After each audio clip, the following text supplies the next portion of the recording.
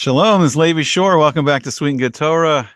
We got Rabbi Mordecai Darwish of the Gates of Mordecai. We're going to have an amazing discussion on Sukkot, the Arba Minim, the Lulav and the Esrog, on Koheles, Ecclesiastes, and the secret of what makes a person happy.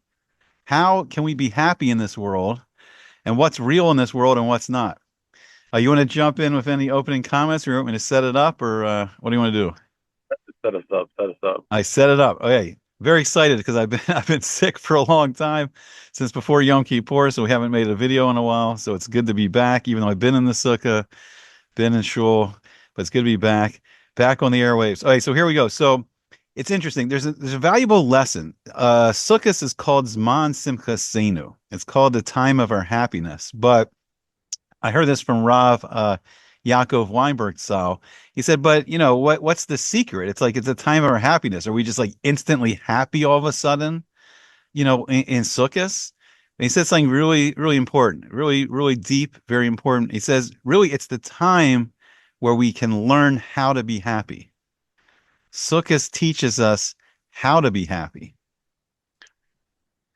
And it's also a deep idea that happiness is something that's in our control, right? Because people have all these ideas of what will make them happy, but really, no matter what's happening to us, we can choose to be happy or not, right? You want to Mhm. any initial comments or Yeah, I guess we got to define happy. You got a definition up there? what simcha, right? Mm. So what is simcha? What is happiness?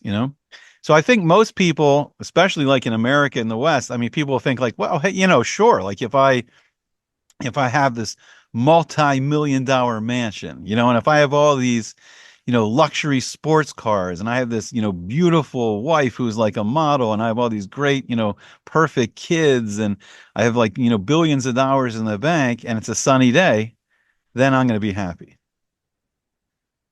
right? Yeah, it's kind of like the American dream, you know? The American dream, right? If I have the wealth, if I have the abundance of wealth, the abundance of intelligence, the abundance of strength, those are the big taivas in the world, like the great strength, athletic ability. If I have all those, then I'll be happy, right? Um, okay. But that's not what Sukkot is teaching us. Like we're learning a very, very different lesson. So what's Okay. interesting is that the sukkah itself, so we don't do it as much in America. Like I have a nice little mat of like bamboo, bamboo strips, and that's the skach, that's the covering for the sukkah. But in Israel, usually they'll cut down like palm leaves. They'll have these really nice leaves from the palm tree, and that will be the skach, that will be the covering. And then we wave this arba minim, we wave like we have a little, the esrog, which is it would be great. I guess I should maybe run and get. We have the esrog, which is the citrus fruit, and we have the lulav, which is from the palm tree. It's like the spine of from the palm tree, and then we have the arava, the simple willow leaves, and we have the chadassim, right, and we have the myrtle. But everything's starting to deteriorate, right? And if you've ever done the mitzvah of waving the arba minim, you'll see that it's like it's a contest to try to keep them as healthy as possible as you can for the week, but everything's deteriorating, right? Because in the physical world, everything's short, everything's deteriorating, and that's one of the main lessons, and that's what we're going to see in Koheles, written by King Solomon, is one of the wealthiest men in the world. So he got to experience all, the physical, the spiritual pleasures of the world. And he says, what's really, really important? But if we think about it, our lives, even though our lives seem really long, right? Like, it says in Tehillim, like, a person's life is around 70 years and with great strength, 80 years. And then Bezrat Hashem, we can live to a maximum of 120 years. And that seems like an incredibly long time, but it's like the blink of an eye. So what can we really accomplish in this life? What is permanence? What's going to really make us happy? What's the secret? What's the secret of happiness? You're asking, or is I'm that asking. a question? Or I mean, we're opening up the discussion, but I'm asking, like what's the secret? Well, at the end of Kohelet, the end of Ecclesiastes, he says, Let me bring it up here. So you're jumping ahead, but let me bring it up here. So Oh, let's set okay. it's only I, going to perpetuate the question. You can okay. either answer the question or perpetuate it. Okay, well, let's Like, set it what do you up want to say? before we bring in the spoilers. Let's set it up a little bit. Okay, so I mean, basically, like King Solomon goes through this whole philosophical discussion, and he was one of the wealthiest men. He was one of the wisest men that ever lived. So he had palaces. I think he had like, did he have like 700 wives and 300 concubines or something? So just like the most beautiful women from all around the world, like were his wives, like princesses of like different countries, right? We're talking the royalty, princes, the most beautiful women in the world. And he lived in these palaces. He built the Beis Hamikdash. He built the temple for Hashem, right in this world. And then he said he started exploring, like, is wisdom better than ignorance? Like, is it better to be a good person than an evil person? But he was saying like Havel Havalim, like everything in this world is like futile under the sun. Because like everything like just in the natural world, it like kind of runs its course and everything wears out. Even the most wealthy man one day is going to die and all his wealth will be left to someone else. And if he doesn't have children, his wealth could just be taken by, who knows, it could just, everything is come. Yeah. If you think about it, every person in the world is just an accumulation of memories, right? Like, what do you have of yesterday? Nothing, just memories of it, Yeah. right? So it's not like, on the one hand, it's not important, and on the other hand, it is important. So like you know what I mean? Like, let's say you're totally rich, right? But you can only eat one steak at a time. You can't, eat five. Even though you can afford five, you can't put five in your mouth at the same time, Yeah. right? Your mouth can only chew what your palate can fit in it, right? Yeah. You can't fit in more than somebody else, Yeah. right? And let's say you go on a wonderful vacation, but let's say someone who doesn't have as much money as you also goes on that vacation. Your eyes are going to see the same things that that person's going to see. Okay, Yeah. you're not going to see more. You're not going to look at the mountain and see more because you've attained more wealth, Yeah. right? And then same thing with a woman, right? You're not going to have more than one, episode, right? At the same time, it's going to be what it's going to be, right? So at the end of the day, what do you have in your hands once it's gone? You know what I mean? Because every day accumulates, and then you come closer to death. Every day you're one day closer to Yeah. dying, to Yeah. leaving the world. So let's say there's no continuation in the world. Once you go in the ground, that's it. It's over, right? Lights out. So it doesn't matter if you died with 1 million memories or 30 billion memories. It doesn't, right? Because if it all Right. goes to zero, it goes to zero. But Right. if there's a continuation, then what you did up until that end point has a significance.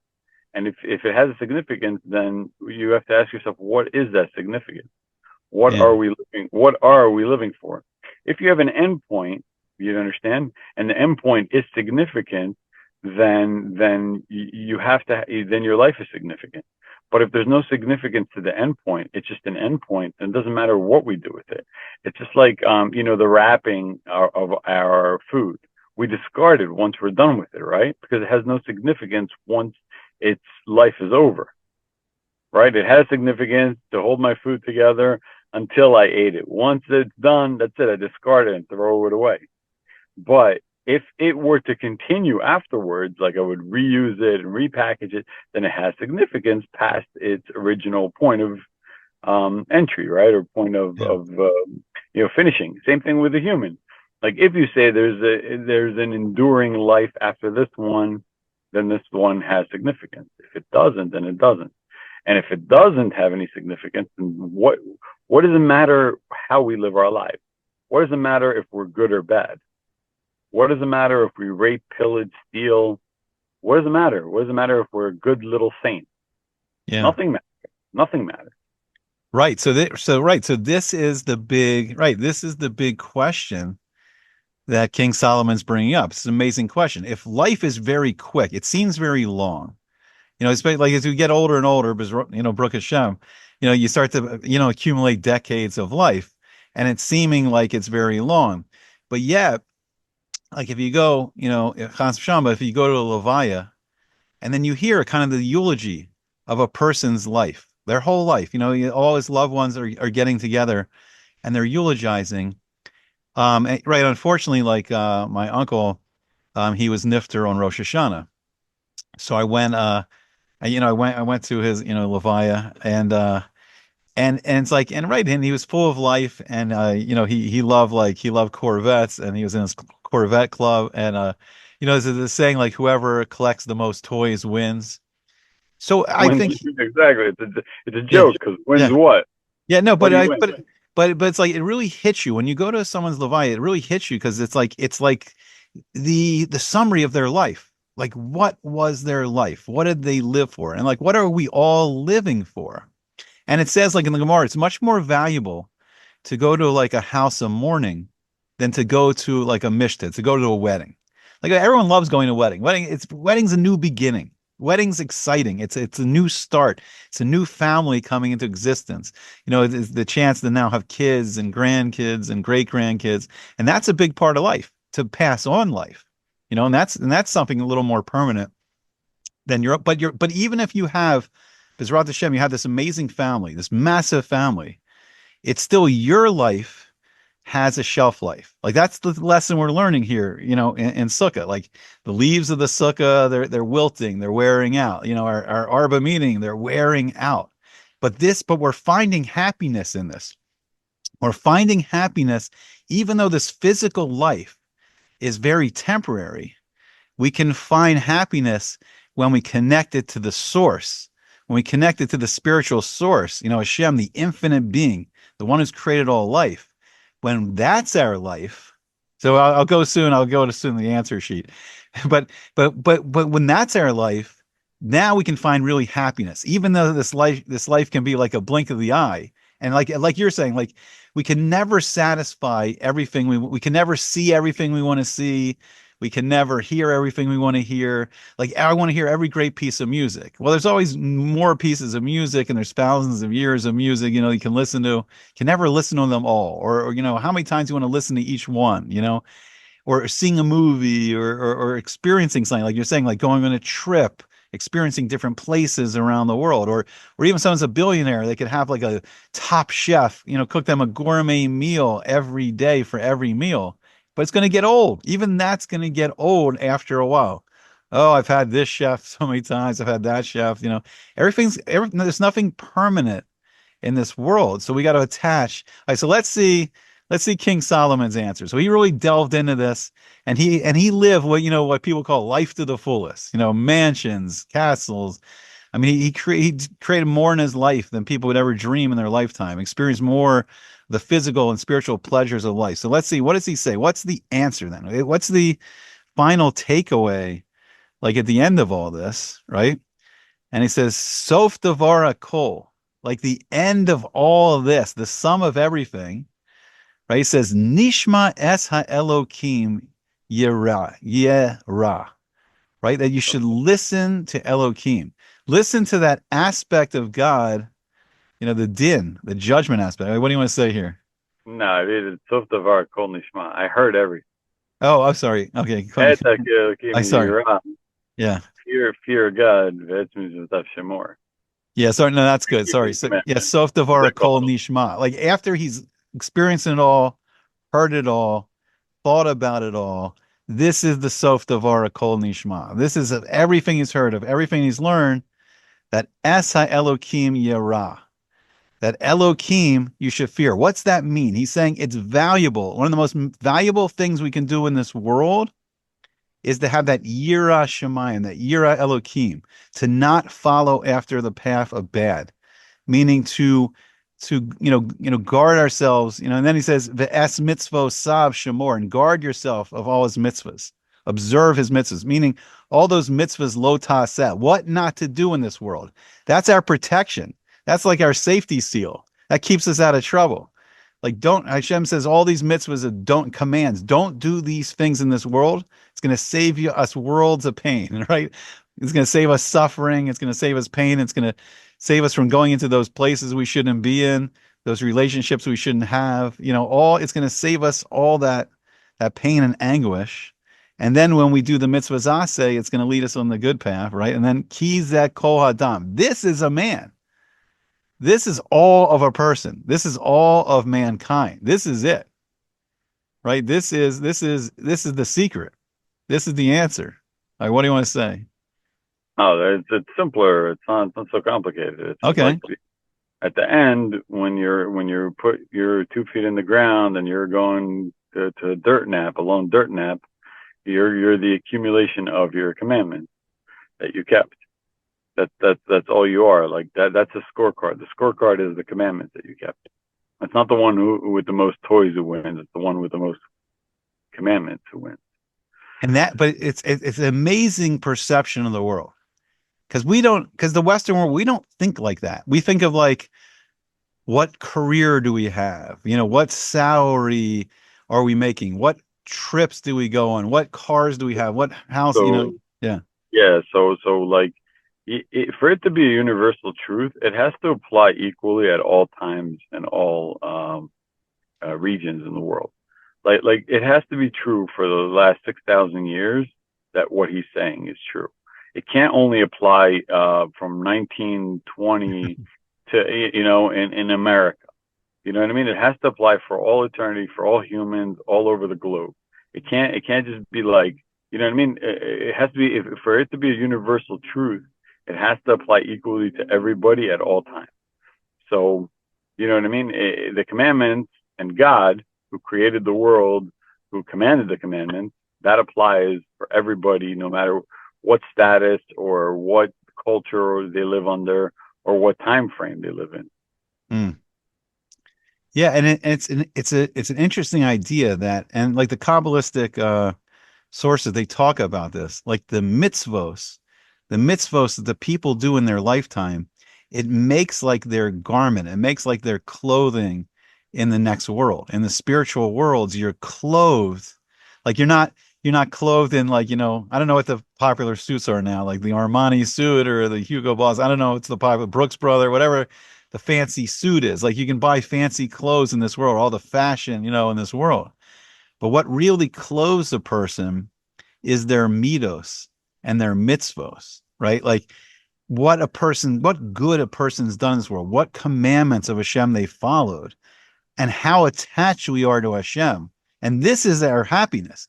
So it's like, so that's why it's possible you can be sick in this world. You can be impoverished at times in this world. And Koheles talked about it. Like, there's certain times, there's a time for death. There's a time, for birth. There's a time, to mourn. There's time to celebrate. Like, there's different times in this world. We experience all these different times in our life.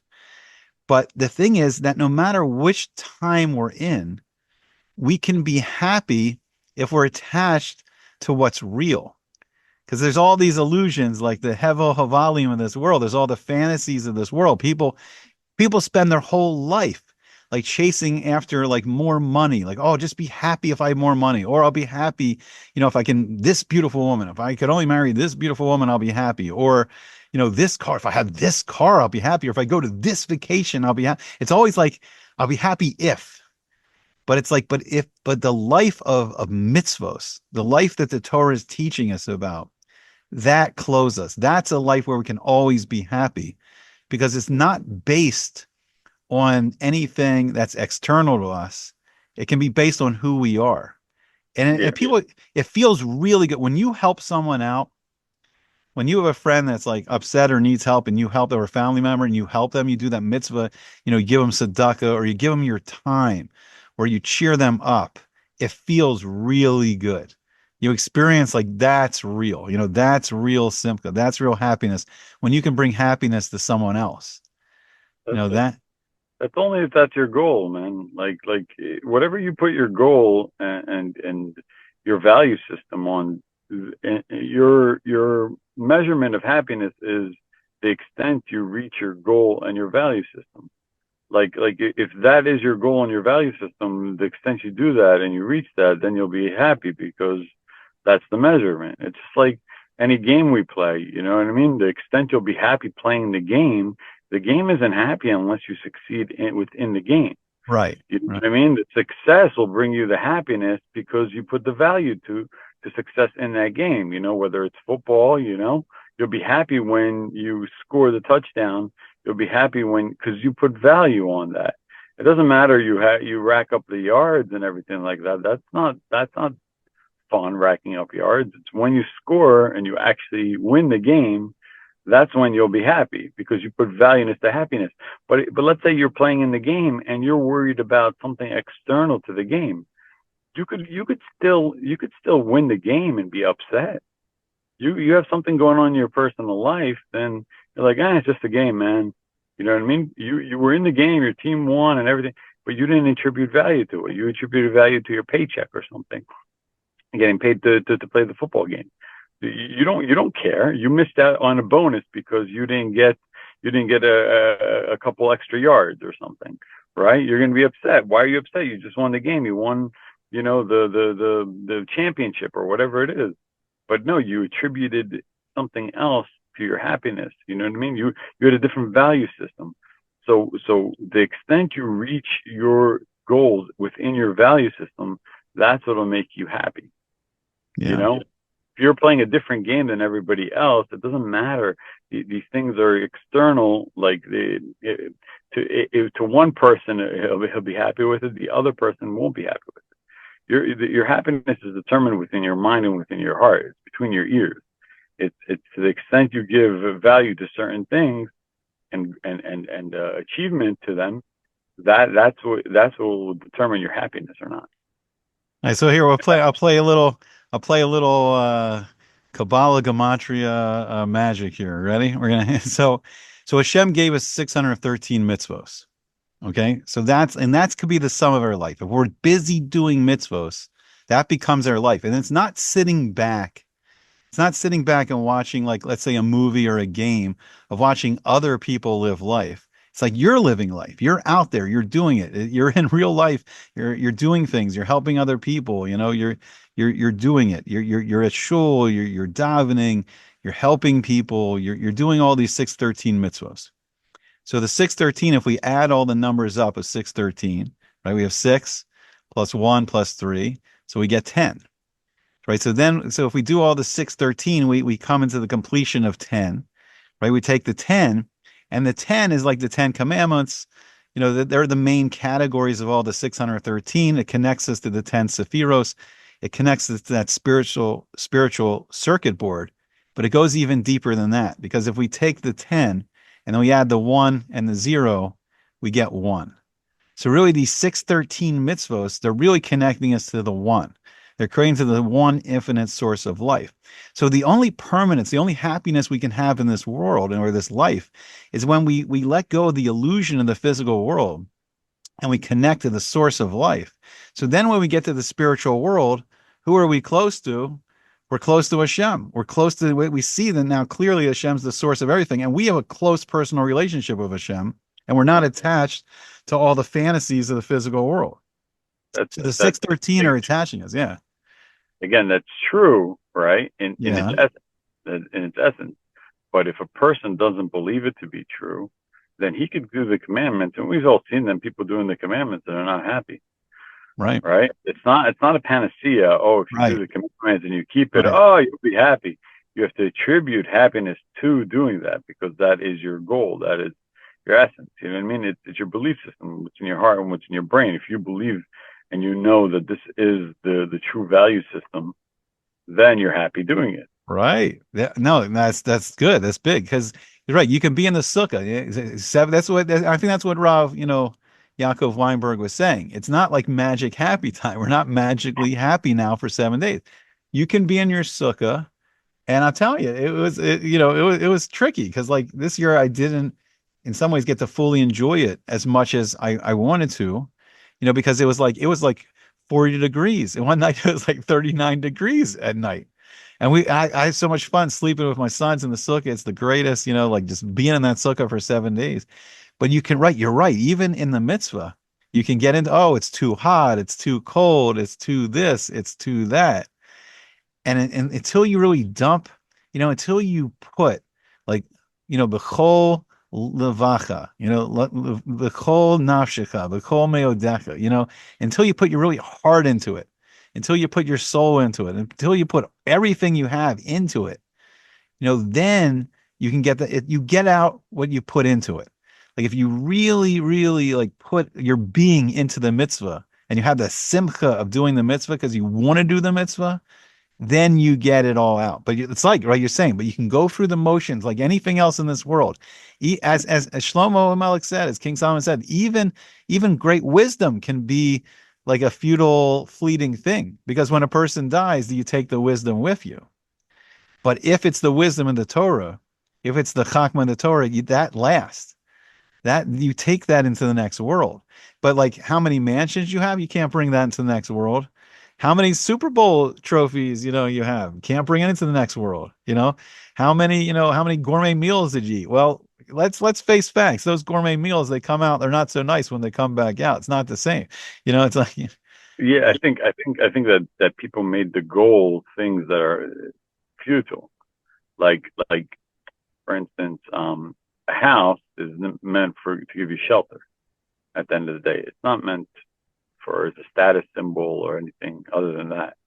Food is meant to give you energy and sustenance to your next meal, right? It's not meant to be, party in your mouth. And everything else, women, they're meant to, procreate and, show intimacy. But, other than that, that's it. It's not meant for you to fulfill every fantasy that you can in your head. And when people disconnect from the utility and the function of the thing, that's when they get lost in the story of the thing, and then that's where happiness or not happiness, anxiety, not anxiety, all the craziness, all the evils, the ills of man come into play when they attribute things that shouldn't be attributed to things that are futile. You know what I mean? Like I'll only be happy if I have a mansion. Well, what is the what's the point of the mansion? It's just to house you. It's just to keep you warm at night, to keep you, dry or cool in the summer and warm in the winter. Like it's not meant for anything else. You know what I mean? To house your belongings. You know what I mean? A place to keep your belongings. It's not meant for other things other than that. Or a car. It's meant to get you from place to place. It's not meant to show off. It's not meant to drive really fast. It's not meant to, you know what I mean? Pop wheelies or whatever, do circle or drag race with it. It's meant to get you from place to place. That's all it is. And you know what I mean? It's when people like attribute certain things that other than the function or utility of the thing, that's when they get lost. And that's when the unhappiness or the ills that come into a person's soul take a hold. yeah. No, I think right. So I think you made a good point here. Like marriage. It's a great like unfortunately like we're in a world where like relationships are so like filled with turmoil right now. And it should be like the source of a person's greatest happiness, but in a lot of cases it's like a person's greatest misery right now. And I think and I think the disconnect is I think deep down like what people really want. Oh, we're at a 10-minute warning. I think deep down what people really want is they want that deep, connection with their soulmate. They want to meet their other half. But I think the tricky part is this, because your wife is your Azer Kenegdo. She's there. She's your helper, but she's the helper against you. So like if a person is really like giving their heart and soul to their life's mission, their marriage is going to be this dream because their wife is going to help them every step at their mission. But here's where it gets tricky. But if a person's getting lost in all the fantasies of this world, the wife's trying to steer them back to their mission and they're getting aggravated because like but I want to be doing this. But it's like, but if a person's really heart and soul on their mission in this world, then it's like they have this beautiful, connection, these two halves coming together.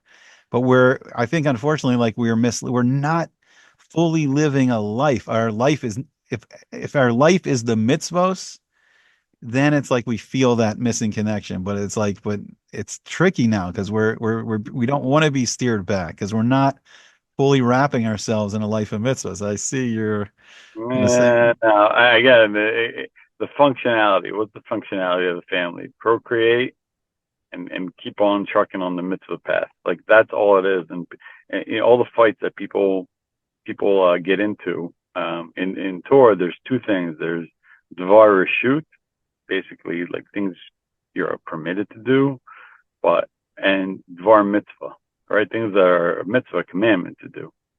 And what most people fight about, 99.9% of people and 99.9% of fights have to do with these things, with things that are inconsequential to the utility and the functionality of life and of the family. Okay? You're only there to procreate and keep the unit together and function together to keep the commandment. Anything else, what we're going to eat, when we're going to eat, when we're going to go out, they're all things that are not necessary to argue or fight about. But then people do take them into incorrect places, and that's where any kind of disconnect comes, because people aren't aligned in the mission and the utility of the functionality of the thing.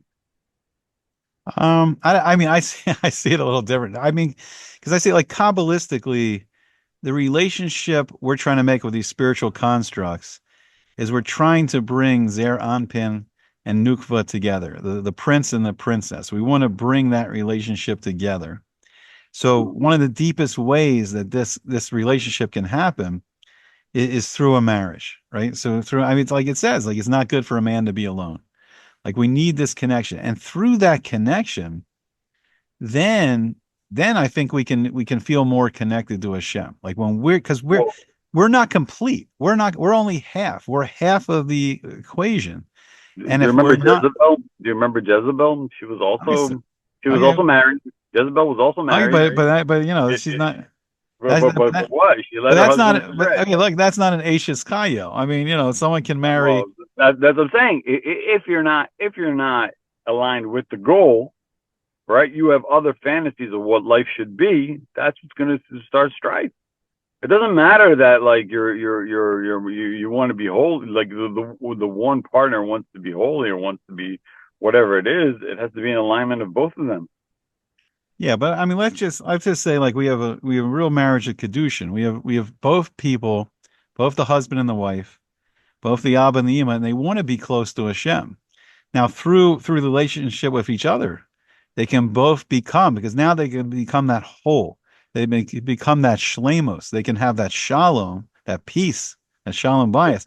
And but through that real connection, and both of them striving to come closer to each other, they can both come much closer to Hashem than an individual person can become. Like an individual person can't become, that's not the system. The system Yeah, is yeah.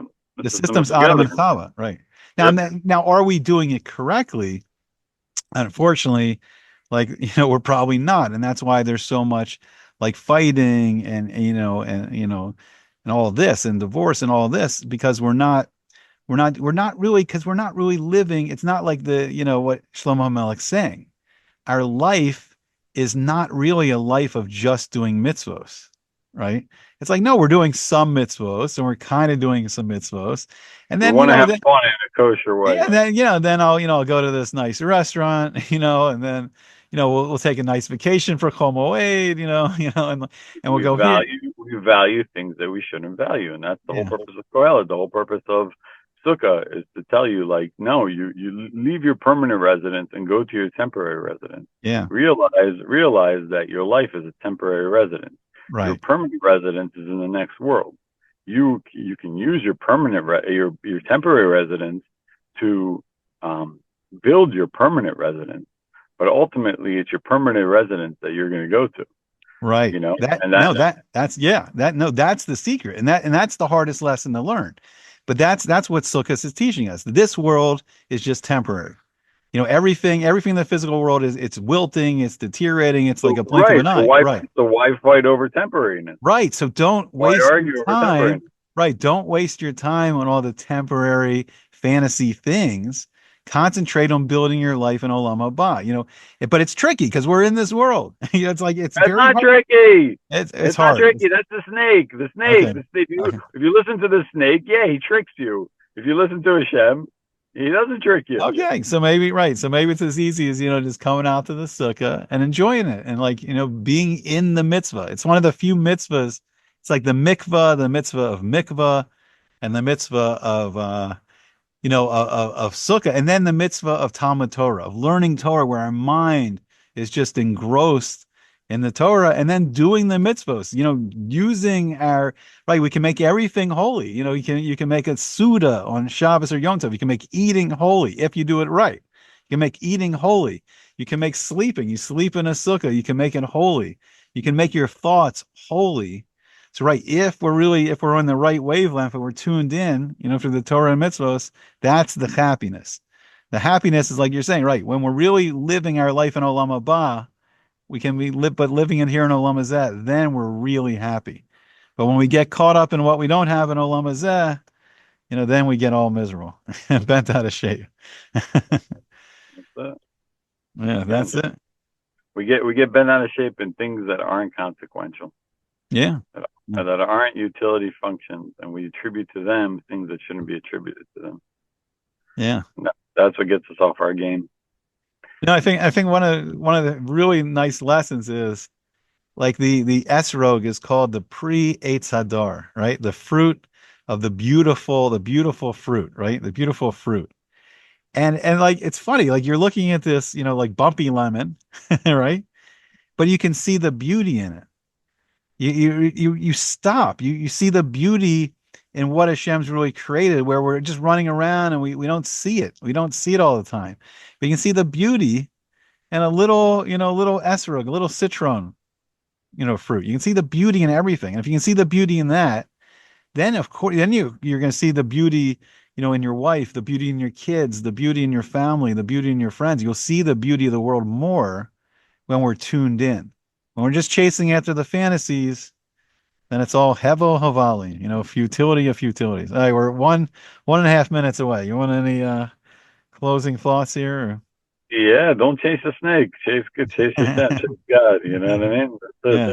You can either Don't you can either chase the knowledge of good and evil, or the knowledge yeah. of life.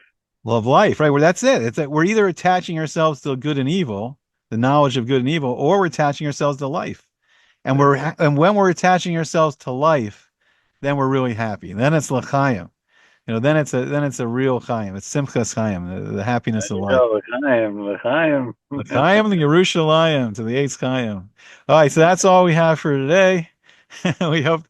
Oh, please like, share, subscribe, all the good stuff. Leave us your comments, and let's all be happy this year. Let's have a good year. We hope to see you back again soon on Sweet and Good Torah and the Gates of Mordecai. Oh man.